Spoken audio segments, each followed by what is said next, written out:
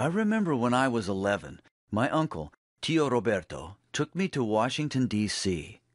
We saw many famous places, but the one place my uncle wanted to see the most was the White House. At first, he just stared at it. But then he started to tell me about the president. I remember my uncle telling me that I could grow up to be the president if I wanted. My uncle said that the president runs the government, and that the president can change people's lives by signing a bill into law. I like the idea of helping people. I remember thinking that maybe someday I would become president.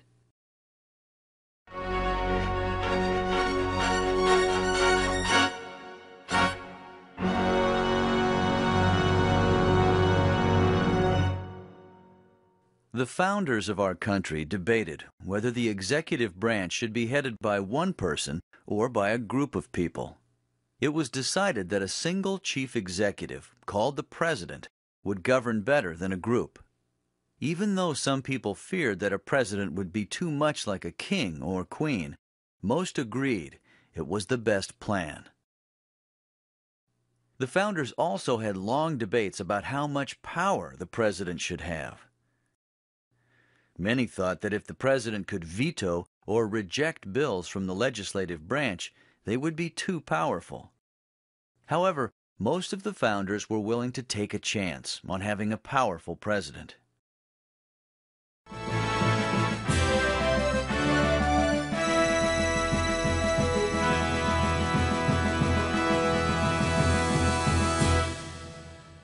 To be elected president, you must be at least 35 years old and be born in the United States.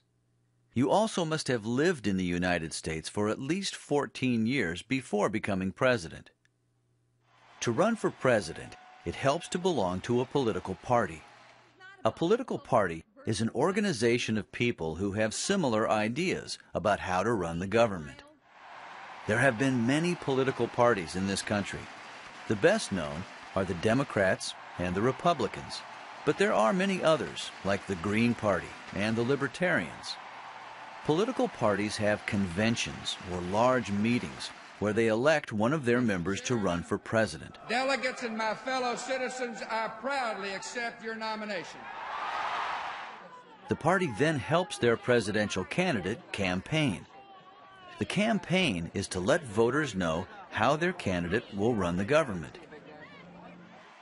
There is a presidential election every 4 years, so the president serves a 4-year term. At the end of the term, the president can be re-elected for a second 4-year term, but a person can only be elected president for 2 terms. The presidential election is held on the first Tuesday after the first Monday in November. If you are at least 18 years old and are a U.S. citizen, you can vote in the election. People vote for the candidate they believe will best run the country.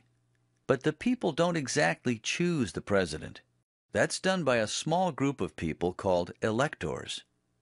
The founders of our country decided to have electors choose the president because they believed that the average citizen didn't always make the best choices. Electors are worthy citizens who are chosen by voters and political parties. There is one elector for every U.S. senator and U.S. representative in a state. This group of electors is called the Electoral College. The people's votes tell the electors whom the people want to be president.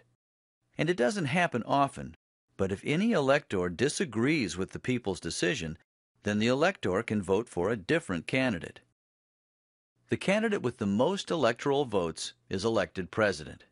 So it's actually the Electoral College that elects the president, not the people. 2.5 months after the election, on January 20th, the person elected president will become president. The president is sworn into office by the Chief Justice of the Supreme Court. I, William Jefferson Clinton, do solemnly swear. After a president is sworn into office, they give a speech about what they want to do for the country. With the American dream alive for all her children.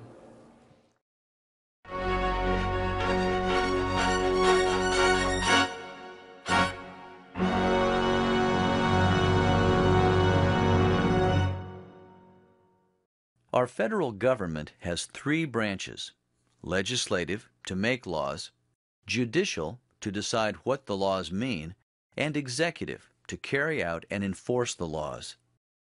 The President, the Vice President, and the Cabinet make up the executive branch. The President is the head of the executive branch. The President and the executive branch are located in Washington, D.C.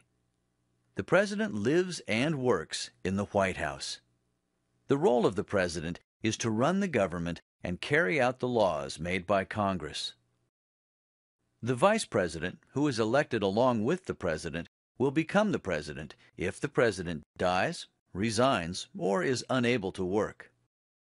The Vice President works in the executive branch, but is also the President of the Senate.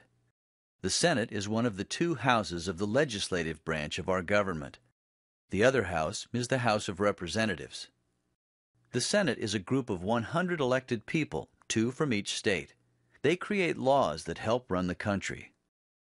A majority of the senators must vote for a law to pass it. When there is a tie vote, the Vice President can vote to break the tie. The Cabinet is a group of people who give advice to the President on how to run the government. The people in the Cabinet are in charge of the various departments of the executive branch. The President appoints these people. They will have their job as long as the President is in office. The Senate must approve all of these appointments, and then the Supreme Court Chief Justice can swear them into office. Without any mental reservation or purpose of evasion. The President oversees the executive branch departments, so the President meets with the Cabinet members each week to make decisions about how to run each department. These departments actually do the work of the government. For example, the Department of Agriculture works with farmers and ranchers. The Department of Labor helps workers and businesses. The Department of Education works to make sure everyone gets a good education. The Department of Homeland Security was created to protect people within our borders. President George W. Bush created it after the terrorist attacks on September 11th of 2001. The head of each of the departments, along with the Vice President, make up the Cabinet. Every president since George Washington has relied on a cabinet for help in carrying out the duties of the executive branch. President Washington had 3 people in his cabinet. Under later presidents, the number of cabinet members grew as the executive branch took on more duties. The president and the cabinet are responsible for such things as educating our citizens, helping farmers grow crops, and managing our natural resources like trees, oil, and water.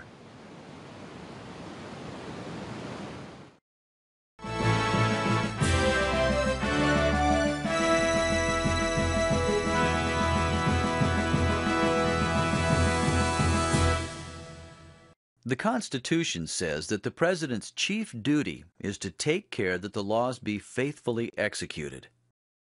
This means that once Congress makes the laws, it is the job of the President to approve them and carry them out. The most common way that the President carries out the laws is by working with the Cabinet on running the day-to-day business of the government. Part of running the government is having a budget that says how much money will be spent each year. The President's budget is a suggestion to Congress on how much money to spend, what to spend it on, and how to raise the money needed.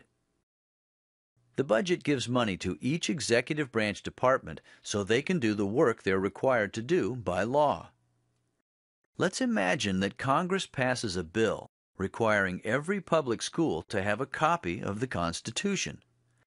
The President signs the bill into law. Then the President tells the head of the Department of Education to include in their budget a request for enough money to buy copies of the Constitution for every public school in the country. If Congress approves the money for the copies, then the Department of Education can buy them and send them to the schools.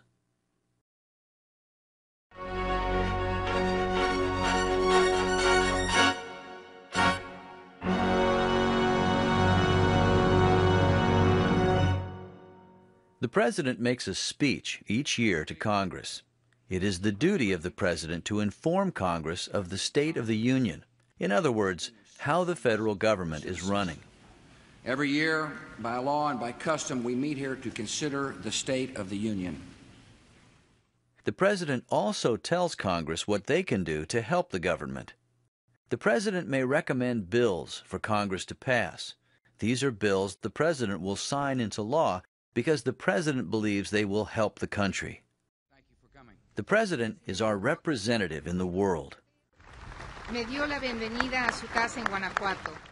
Our President meets with the leaders of other countries, such as Russia, Ghana, and Mexico. The President can make agreements with these leaders. These agreements are called treaties. The Senate must approve these treaties. Many treaties are for peace, and others may be for trade, territory, or some other common interest.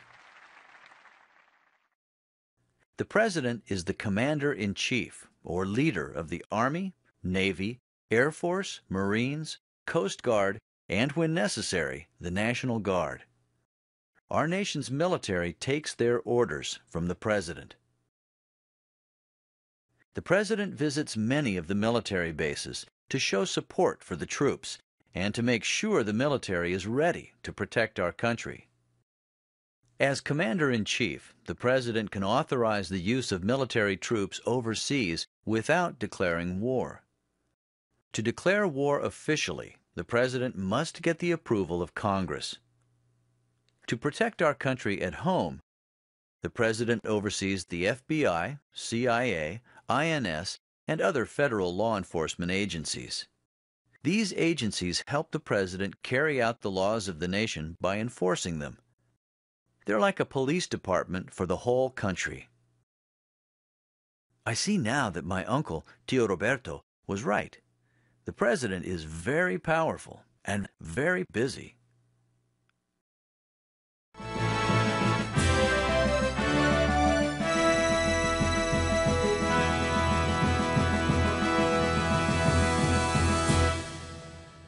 There are many ways that all three branches of government watch over each other. These checks on each other keep the federal government in balance so that no one branch can become too powerful. The President checks the power of Congress by having the power to sign their bills into law or veto their bills. To veto is to reject a bill. Congress can check the power of the President by overriding the President's veto. To override a veto, 2/3 of Congress must vote to cancel it. The President can affect the power of the Supreme Court because the President appoints people to be Supreme Court justices. However, the Senate must approve these appointments. The President can make executive orders, which are like a law or rule that the executive branch must obey. The Supreme Court can check the power of the President by reviewing executive orders, but only when the orders are part of a Supreme Court case. If the President does anything illegal or against the law, Congress can impeach the President. This means Congress would accuse the President of serious wrongdoing. The President would then be put on trial in the Senate. The Senate will convene as a court of impeachment. The senators may be seated. I'm here today on behalf of President Clinton. I'm here to argue that he is not guilty. If the President is found guilty, then the President will be removed from office. President Clinton was impeached by the House of Representatives, but he was acquitted by the Senate. Acquitted means to be found not guilty. President Nixon was facing impeachment when he decided to resign from office. Resign is to quit. He is the only president ever to have resigned.